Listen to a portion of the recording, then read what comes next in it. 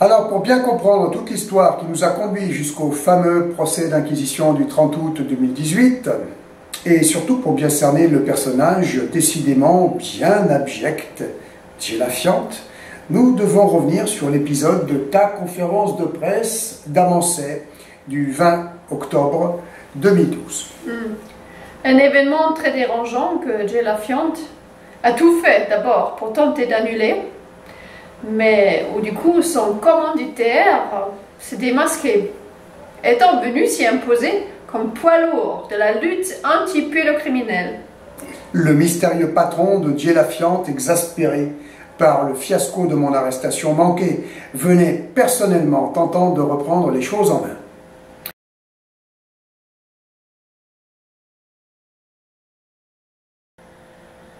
Alors oui, nous le disions, nous avions des informations exclusives à ce sujet, informations exclusives que nous détenons depuis 2015. Oui, ces informations exclusives proviennent d'une ancienne victime d'une très grosse affaire de sous-réseau pédocriminel ayant explosé en France avant d'être caviardée de façon magistrale. Oui, comme les autres. Alors, bien qu'ayant tissé des relations assez amicales avec cette ancienne victime, passée dans le camp des combattants, hein, c'est pas toujours évident d'ailleurs de passer dans le camp des combattants, il faut faire attention à ne pas se faire aspirer par des pièges partout, des activistes bidons. Hein. Nous ne pouvons donc ni citer son nom, ni citer son affaire en référence, car nous n'avons pas pu reprendre contact avec ce combattant pour avoir son aval formel. Mais si cette personne le souhaite, nous serions très heureux qu'elle se manifeste pour nous affranchir, voire pourquoi pas directement confirmer nos déclarations ou pourquoi pas apporter plus de précision. Oui, ça nous arrangerait beaucoup. Donc, première info, en 2012, quelques mois donc avant que Jella Fiant ne vienne infiltrer notre très humble cellule d'enquête, eh bien, il était aux côtés d'un personnage clé, hébergé dans son château de notable au Luxembourg. Et ce personnage clé est totalement inconnu en France avant l'éclatement de l'affaire de la disparition de Stan Mayor. En septembre 2012, n'est autre que Patrick Van den Berg, notable installé par le réseau belge avec le profil d'activiste anti-pédocriminel. Voilà. Oui, c'est grande info. Après être sorti de 3 semaines en détention provisoire, Jella Fiant, ce cas social qui ne pouvait pas se payer un billet de train, ni participer à quelque frais que ce soit, ni même un simple café, et s'est acheté une maison paysanne dans l'arrière-pays, en copropriété. Ah, quand même. Pas mal. Ah bah, oui, attention, pas mauvaise langue comme ça. Lui, il a une explication. Il va vous dire que il a hérité d'un, je sais pas, d'un vague oncle belge, sans doute. Sans doute.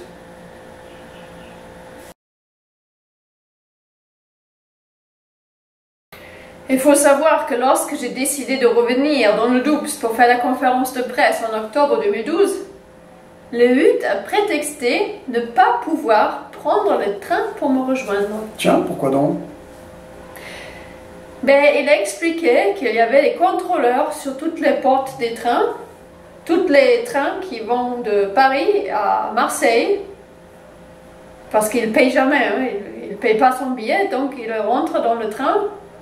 Et là, il ne pouvait pas le faire parce qu'il y avait des contrôleurs déjà avant de pouvoir rentrer dans le train.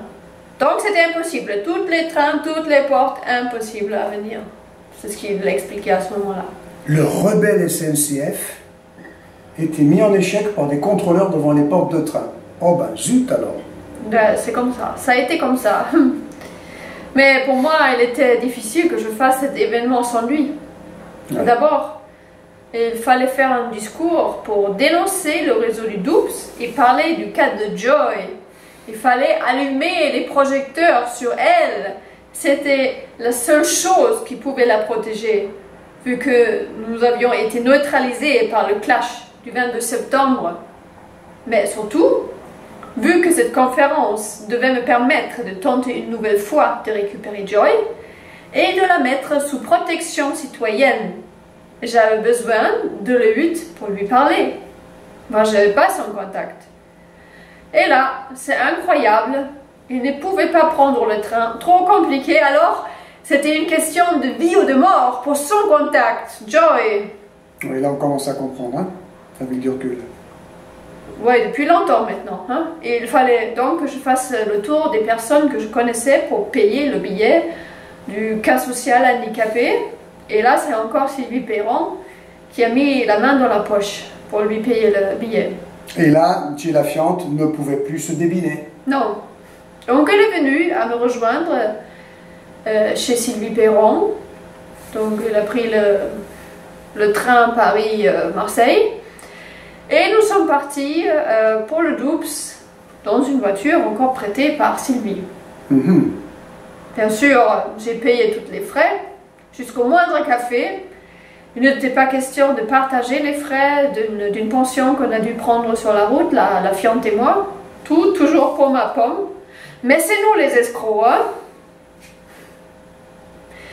Mais ce qui est important, en cours de route, le Hutt me dit, il a reçu une SMS de notre ami Gilbert Abbas qui me dit, Patrick Vandenberg, le type qui vient de Belgique, Luxembourg, qui dit être ton soutien, et ne vient pas pour te soutenir, et vient pour te liquider.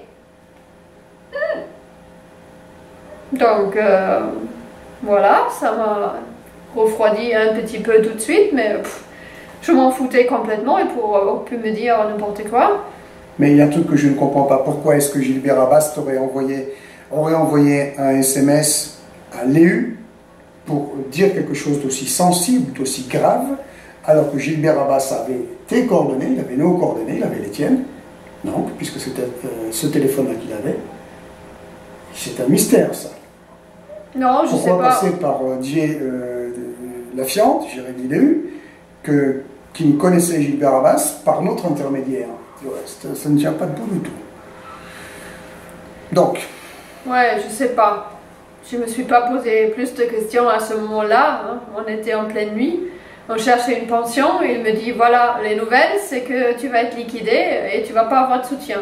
À ta conférence, c'est génial. Donc, oui. il me dit, on s'en fout, on verra bien. Je suis au bout du rouleau.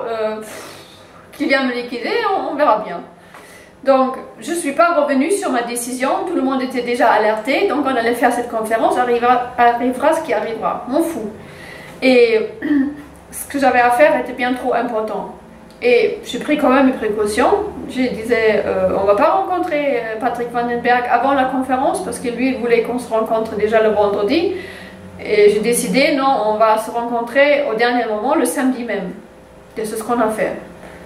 Et rencontre d'ailleurs bien curieux, quand on est arrivé, Lafiante et moi, dans la mairie d'Amancé le samedi, le groupe de Patrick Vandenberg, ils étaient déjà tous là, donc on rentre, Lafiante et moi, et tout le monde me dit « Bonjour Jeannette, comment ça va ?»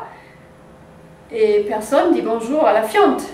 Et Lafiante, pareil, il dit rien, c'est comme si il n'existait pas. Et moi je me dis « Mais on peut dire bonjour, c'est quoi le problème ?» Donc, en fait, ils avaient un problème. Comment on se tutoie, on se voit, on se connaît, on se connaît pas. Parce qu'en fait, ils se connaissaient. Et ils voulaient faire croire que non. Et oui, effectivement, on va revenir là-dessus avec quelques détails de plus, hein, parce que des années plus tard, en 2015, nous avons su que Gilles Lafiante avait séjourné dans le château au Luxembourg de ce fameux Patrick Vandenberg avant de venir nous infiltrer. Et voilà. On a su ça bien plus tard qu'ils se connaissaient. Mais à ce moment-là, je me dis, mais qu'est-ce que c'est que ça ici? Ils disent rien. On évite de se parler. On dit même pas bonjour. Une petite fausse note là encore. Tu parles. Mais ça se répète en permanence. Hein. Autour de nous, tout le monde se connaît, mais seulement ils viennent tous séparément à notre rencontre. Hein. Oui, oui. Des gens, je connais pas un tel et un tel et un tel. Mais ils se connaissent tous. Derrière. Intéressant. Oui, et en ayant gratté un peu sur le très trouble personnage de ce notable belge, ce prétendant poids lourd de la lutte anti-pédocriminelle, nous avons compris qu'il était en fait un poids lourd du réseau section belge. Alors que faisait Jay Lafiante chez lui, juste avant de nous avoir été déféqués entre les pattes? De toute évidence, Patrick Van den Berg est le commanditaire de Jay Lafiante.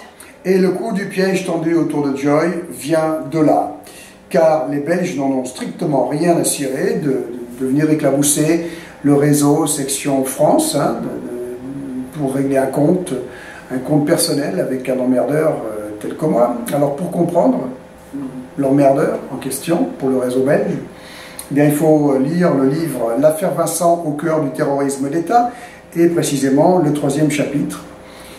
Vous allez comprendre quel est le problème. Oui, par contre, tout s'est compliqué à partir du moment où le piège du 22 septembre avait capoté. Avec cet événement de la conférence de presse, où je venais faire un scandale qui n'était pas du tout prévu sur une affaire de réseau probablement totalement inventée. Du coup, le Big Boss sortait de l'ombre, pensant pouvoir régler le problème là où son petit sous-homme de main avait foiré. Oui. La tentative de me dissuader n'ayant pas fonctionné, il fallait au moins essayer de prendre le contrôle des événements. Oui, au moins il fallait essayer de limiter la casse, parce que comme tu dis, tout devenait subitement très compliqué.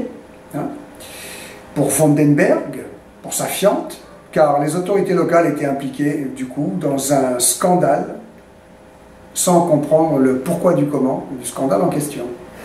Et moi, je prétendais balancer tout ce qui était possible en multipliant les interventions comme ma conférence de presse de ce jour-là. Autre complication, mais là pour toi, que tu ne risquais pas de voir venir. Entre-temps, depuis un mois, les pseudo-autorités de Saintes avaient entre leurs mains le fameux cahier de brouillon de Stan Maillot et savaient donc que le scandale de l'affaire de Sandrine Cachalois allait leur éclater à la figure, vu ta détermination à faire une première conférence de presse sur base de nos travaux d'enquête pour dénoncer tout ce que nous avions fait, tout ce que nous avions recueilli comme nouveau cas, comme scandale. Oui, ça aurait pu.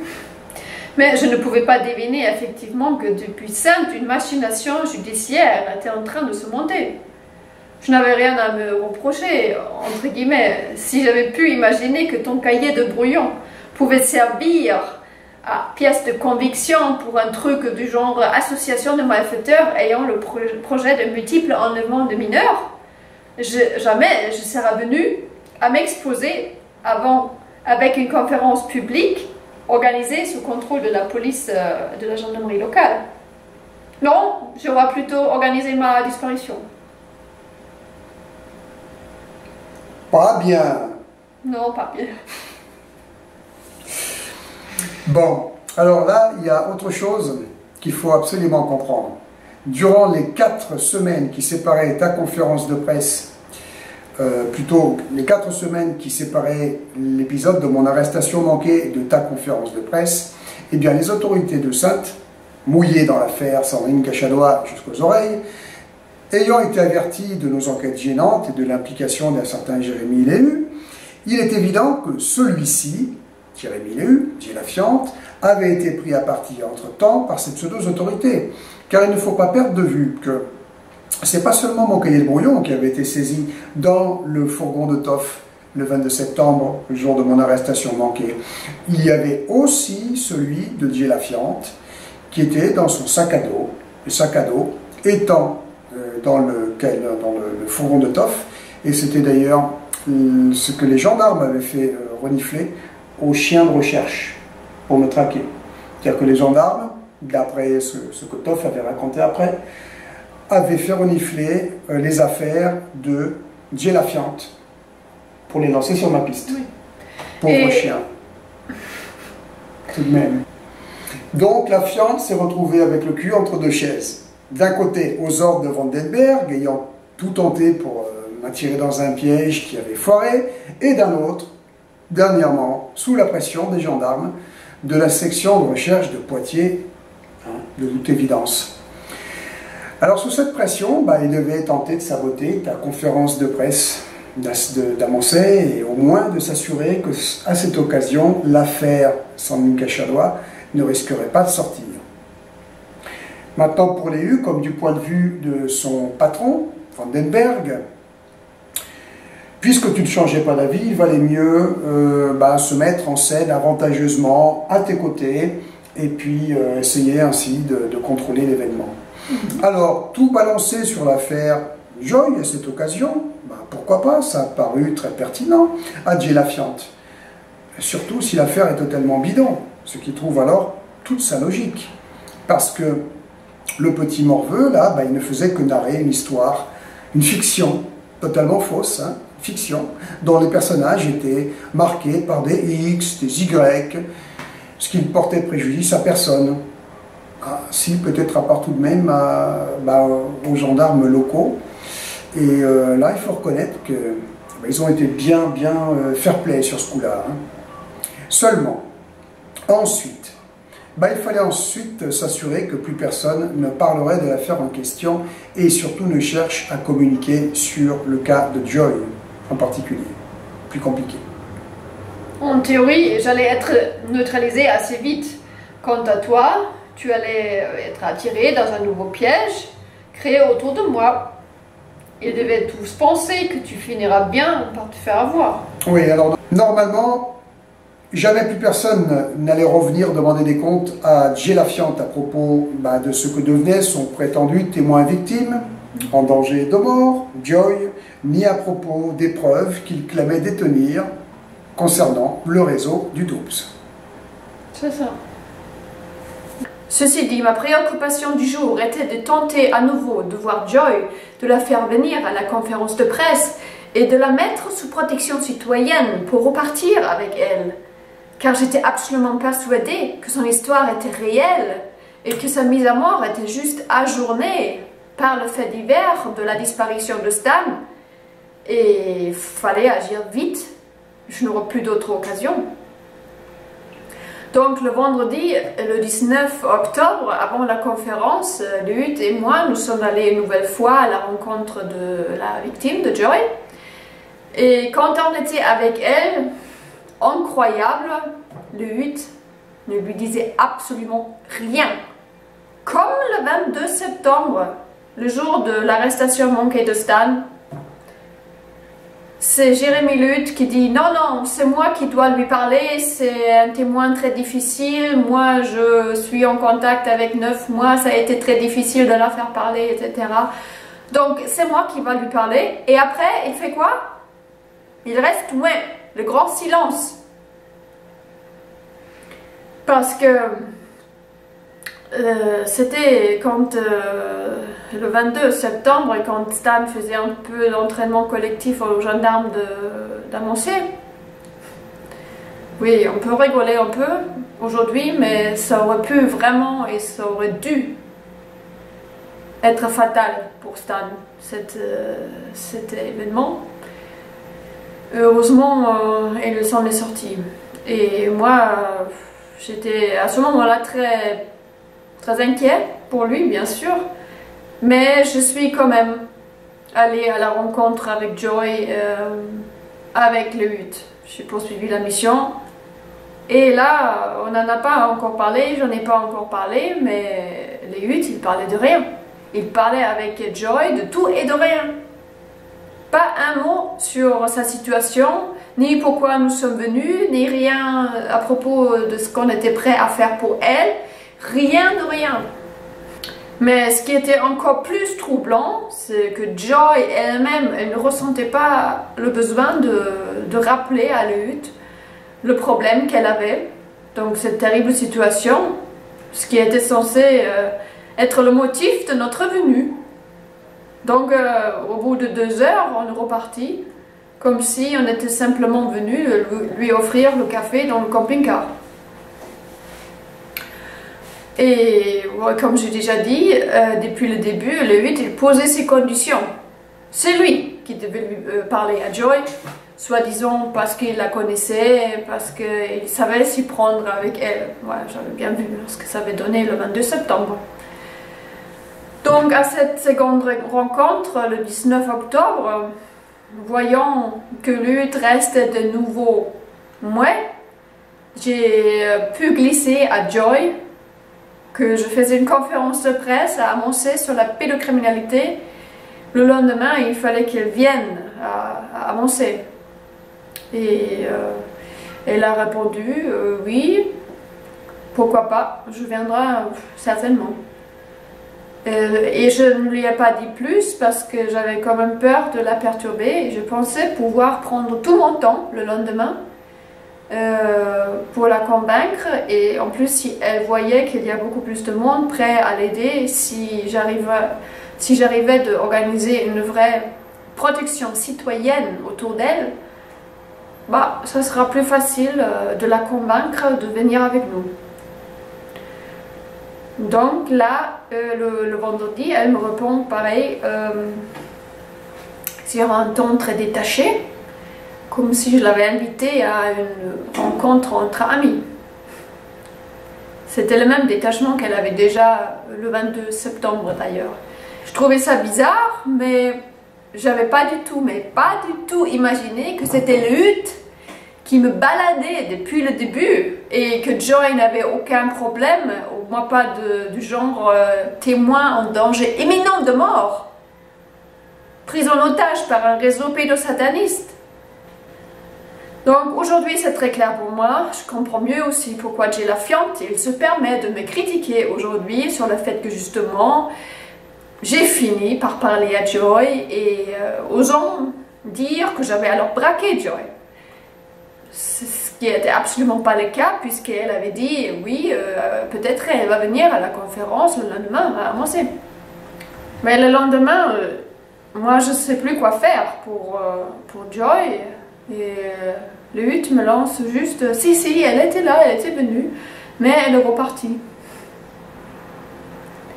C'est incroyable, tous les risques qu'on a pris pour tenter de la sortir de là, et des risques encore que moi j'ai décidé de prendre moi seule pour essayer de rattraper le lamentable ratage du 22 septembre. Et le ratage en question, c'est pas que Stan avait été manqué d'être arrêté, puisque malgré tout j'étais allée au rendez-vous avec Lutte. Non, le ratage en question c'était le comportement absent du tordu, qui avait absolument rien dit pour faire savoir à Joy qu'on était venu pour la sortir de là et qu'il fallait qu'elle reparte avec nous.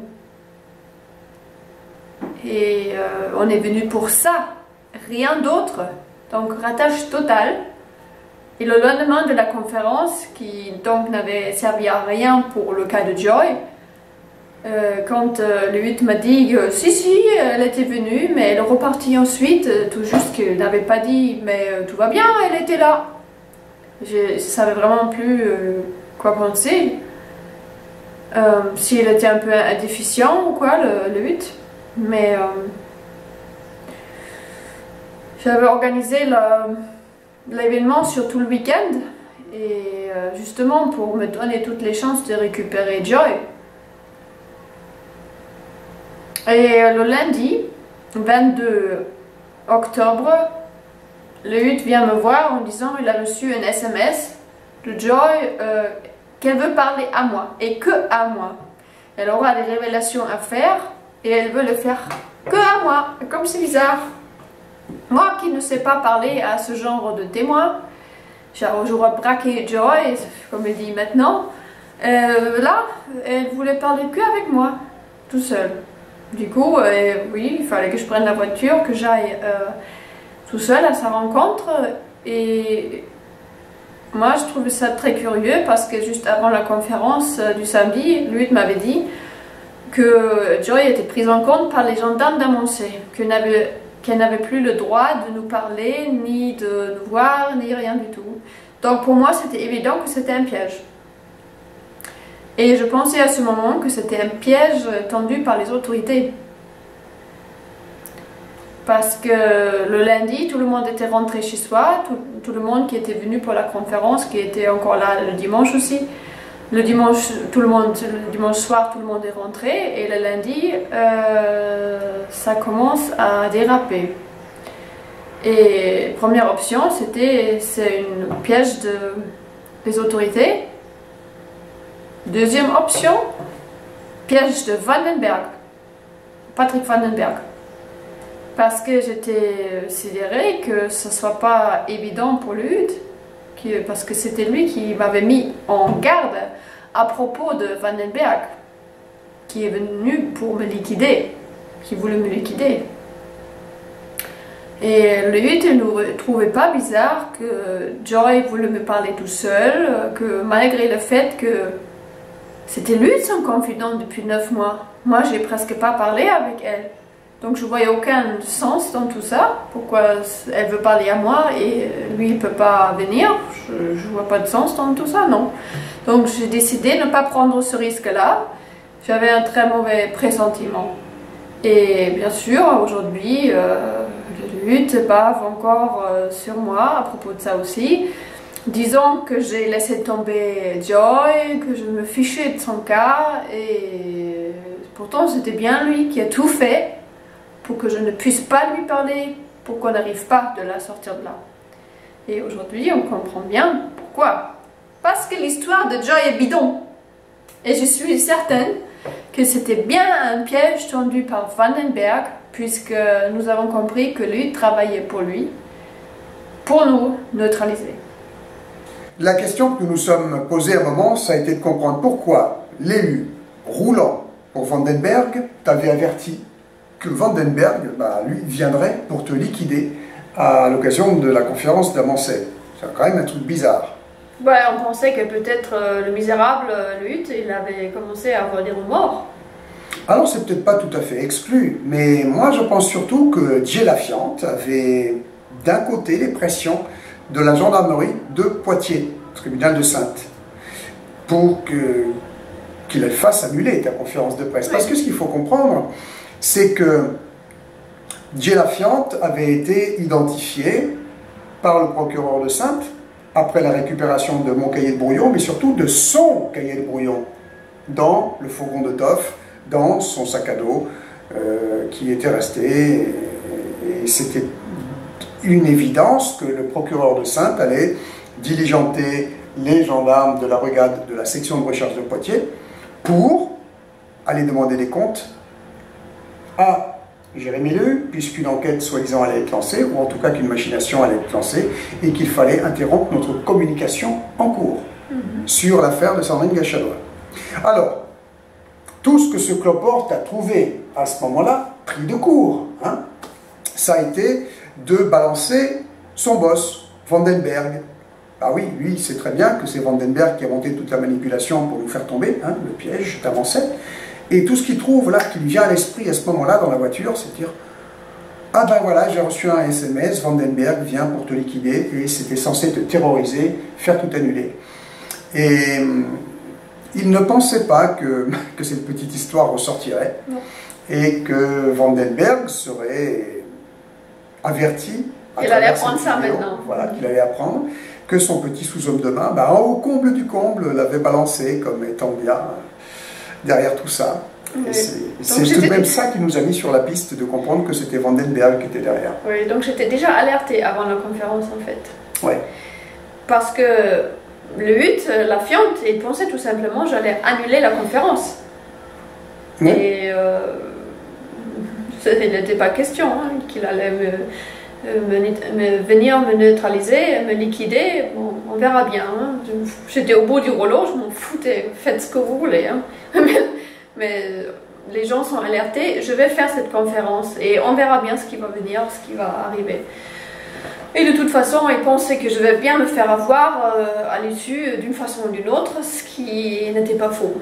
Parce que le 23 octobre 2012, au matin, lorsque je suis partie de la région d'Amancet pour me rendre à une manifestation à Besançon, arrivant sur place, j'ai été arrêtée par les gendarmes très violemment, qui sont venus spécialement de Saintes, envoyés par le procureur de Saintes, donc les gendarmes de Poitiers, voilà, pour me faire arrêter. Et à ce moment-là, je traînais encore le boulet de lutte avec moi. Je pensais que je pouvais le laisser à une gare. Bon, là, il était encore là. Et du coup, il a été arrêté aussi, mais pas de la même façon. Moi, j'étais arrêtée sous menace d'une arme, plaquée sur moi, avec les menottes sur le dos, comme si j'étais quelqu'un de très dangereux. Et lui, il n'a pas eu le même traitement, il n'a pas eu un flingue devant ses yeux. Et c'était tout juste que les gendarmes lui demandaient pas ça va, c'est pas trop serré là, ça va. Oui. Ah oui, tout s'explique. Moi, je suis absolument convaincu que son arrestation rentrait dans le cadre de la mise en scène. Pour moi, tel que je revois l'histoire, il était en contact avec les gendarmes de la section de recherche de Poitiers depuis un moment, qui lui faisait des pressions. Il avait dû appeler son boss Vandenberg au secours. J'ai des problèmes avec les gendarmes, là. Qu'est-ce qu'on fait? Et Vandenberg a fait jouer ses relations, il a pris contact avec le procureur de Saintes, ils se sont expliqués, n'est-ce pas, entre francs-maçons ou membres de sociétés secrètes qui se croisent.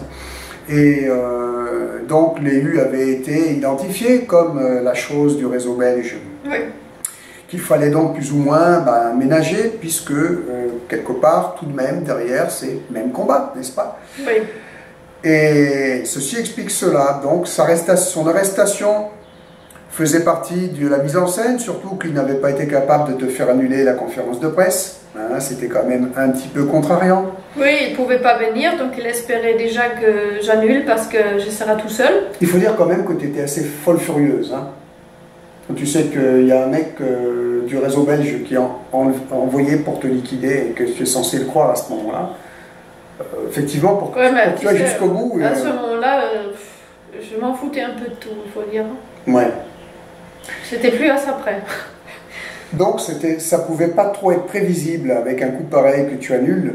Et voilà, donc après, ils ont été un peu... C'est ça, le cafouillage de la conférence d'Amancet, c'est ça. Elle n'aurait pas dû avoir lieu. Et donc, il a eu sa petite récompense tout de même. Hein. Oui. Il a eu sa petite arrestation, il a eu ses 3 semaines de détention provisoire, qui, d'après moi, rentre aussi dans le scénario, exactement comme pour Cotten, dans l'affaire Vincent. Quand moi j'avais été arrêté, Cotten avait décidé de livrer l'enfant aux gendarmes de Perpignan, de la brigade de recherche de Rivesaltes. Il a été incarcéré aussi 3 semaines, Cotten, hein, en détention provisoire. C'est bizarre, hein, ouais. Toujours 3 semaines. Oui. Et à la différence que moi je faisais la grève de la faim et qu'après je suis rentré en clandestinité. Et c'est ce genre de petite mise en scène qui permet à ce genre d'individu, parce qu'on peut faire une corrélation, hein, de venir après se mettre en scène comme des résistants. Oh, j'ai fait de la prison. Ah ouais, on a compris. Voilà. Donc, Dieu la Fiante avait été pris en compte, d'après moi, depuis un bon moment avant la conférence de presse par le parquet de Saintes. Il avait été traité par certainement cette petite saloperie de gendarme Bonito, et jusque donc à cette arrestation.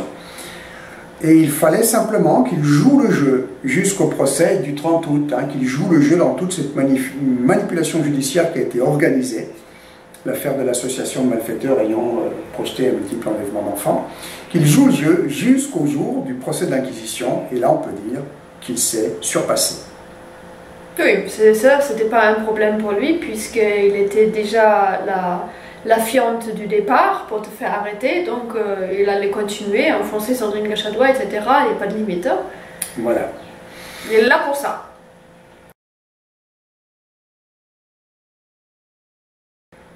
Parce qu'il faut savoir que c'est le réseau belge qui veut notre tête depuis notre travail sur les dessous de l'affaire des CD-ROM de Zandvoort. Oui, alors il y a eu ce fameux documentaire sur les dessous de l'affaire des CD-ROM de Zandvoort que nous avons sorti donc en 2010, intitulé « Les réseaux de l'horreur », que tout le monde connaît, j'espère. Issu donc de cette enquête sur cette affaire qui cause un très sérieux préjudice au réseau dans sa dimension planétaire, certes, mais également, très précisément, à la section belge, dirions-nous, de ce réseau planétaire. Ah oui, c'est du lourd. Hein. En donnant la parole au détective privé Marcel Favlouzem, qui était à ce moment-là totalement saucissonné par le réseau, nous lui avons offert de remettre les pendules à l'heure, de dénoncer les imposteurs et les collabos comme le pseudo-journaliste Serge Garde, de dénoncer le rôle des associations telles que Child Focus et des liens de cette affaire avec pratiquement toutes les affaires qui ont explosé en France avant d'être étouffées. Oui, mais surtout là, ce qui nous intéresse en l'occurrence, c'est que Marcel Verwoezem, grâce à notre intervention, pouvait mettre en lumière l'implication formelle de la famille royale belge dans toutes ces abominations au centre de l'affaire des CD-ROM de Zandvoort. Les abominations concernaient des enlèvements d'enfants en série, pour le compte des sous-réseaux qui organisent divers crimes qu'il n'est pas possible de qualifier, tellement l'horreur dépasse les limites de l'entendement. Oui, très lourd. Le proxénétisme organisé d'enfants et de nouveau-nés, avec le trafic de matériel issu des viols et tortures collectives, ces victimes des tortures barbares qui finissaient parfois par la mise à mort, toujours filmées de ces victimes. Oui, l'abomination sans limite trouve ses explications en fait sous deux aspects distincts mais connexes. Le premier concerne les fortunes ahurissantes évidemment que rapporte la commercialisation de ces vidéos de l'horreur, mais aussi il y a le trafic d'organes d'ailleurs, hein, qui sont récupérés en passant par ces sous-réseaux. Et l'autre dimension, c'est un peu plus difficile à appréhender par le grand public, c'est la pratique du satanisme et des rituels sataniques, organisés par ces cercles de notables et éternellement intouchables. La force de ces sous-réseaux réside évidemment dans le fait qu'ils constituent un seul et même réseau qui englobe de façon formelle et totale tous les rouages des cercles de pouvoir, politiques, judiciaires, monarchiques, de la presse, de la science, de la médecine, les institutions proches de l'enfance, etc. Dans tous les pays prétendus civilisés et probablement les autres aussi. Et les décortiquages que nous avons pu faire sur les dessous de l'affaire des CD-ROM de Zandvoort, grâce à cette interview exclusive que nous avons pu faire avec Marcel Verwoezem, a mis en évidence l'implication du roi belge sous deux aspects. Premièrement, ses efforts pour ensabler l'affaire des CD-ROM de Zandvoort sont vraiment très caricaturaux et pareil comme les différentes autorités politiques et judiciaires du pays. Oui. Un second point important, Marcel Verwoezem, il a démontré le lien entre cette affaire avec celle du Dutroux. Marc Dutroux, oui. Que le pouvoir monarchique belge a tout fait pour étouffer, comment dit-on, une dizaine de meurtres de témoins. Des dizaines, 30. Oui. Il y a eu 30 meurtres de témoins gênants dans l'affaire Dutroux, commandités par le roi belge. Trop de témoins qui ne se connaissaient pas entre eux, interrogés par les gendarmes enquêteurs Bill et de Betz, avant que l'enquête ne leur soit retirée. Des témoins qui avaient identifié formellement les deux rois belges successifs lors de cérémonies démoniaques, des soirées et des journées de barbecue abominables pour lesquelles le viol de l'enfant, la chasse à l'homme de l'enfant était juste le hors-d'œuvre.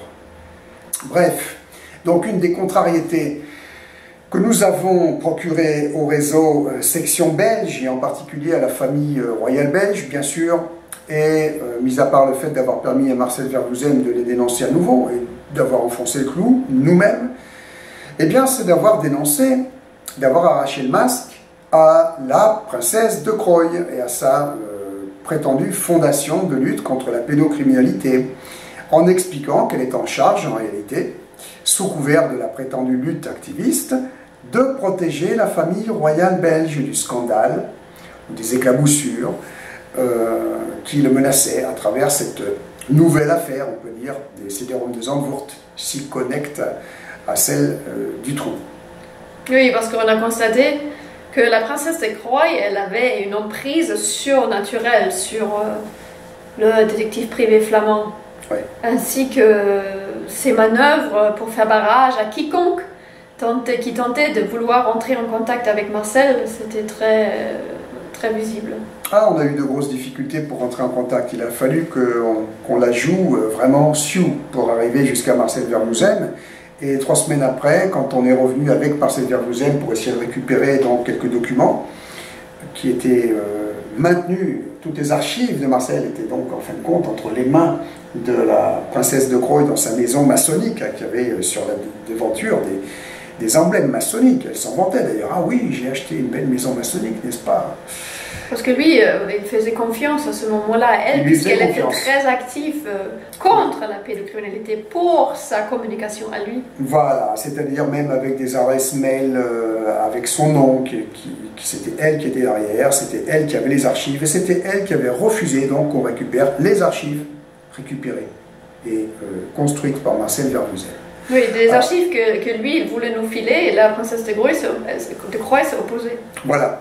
Alors, je raconte toute cette affaire, donc les dessous de notre enquête sur l'affaire des sidérums de Zandvoort, dans le livre L'affaire Vincent au cœur du terrorisme d'État, et spécifiquement dans la troisième partie de ce livre, hein, je le répète à nouveau, et là vous comprendrez absolument tout. Pourquoi le réseau belge en a à ce point après moi. Oui, Vandenberg, qui est plus ou moins derrière les associations comme Nous ne sommes pas mortes de faim, et surtout derrière son site Synergie, semble être une doublure de la princesse de Croix et sa fondation. Ah oui, complètement. Donc Vandenberg, comme la Croix, sait parfaitement que ses gesticulations sur Internet n'aboutiront jamais à rien. Donc, on s'en fout. Vandenberg, donc en place comme cheval de Troie dans le milieu activiste, c'est par contre attirer à lui des victimes des affaires terribles entre la Belgique et la France. C'est tout un mécanisme que tu viens de décrire là, hein. C'est la façon dont un activiste se met en scène, que ce soit avec une grosse plateforme ou une association, en faisant des dénonciations dans le bac à sable pour enfants attardés, hein, c'est-à-dire l'échiquier truqué sociétal, donc qui ne vont jamais aboutir à quoi que ce soit. On ne fait pas des dénonciations dans le vide, on les fait pour que l'autorité à un moment réagisse. Hein, donc on les fait à l'organisation criminelle qui en est à l'origine. D'accord. Eh bien, ce mécanisme que tu décris, où ces agents du réseau se mettent en place et se donnent effectivement une dimension qui attire à eux les victimes, les ex-victimes, les parents protecteurs, etc. Voilà, et bien sûr Vandenberg, la Croix, toutes ces associations et ces plateformes activistes qu'il y a, il faut s'en méfier énormément parce que la plupart du temps, voilà ce qu'il y a derrière. On tourneront. Et donc,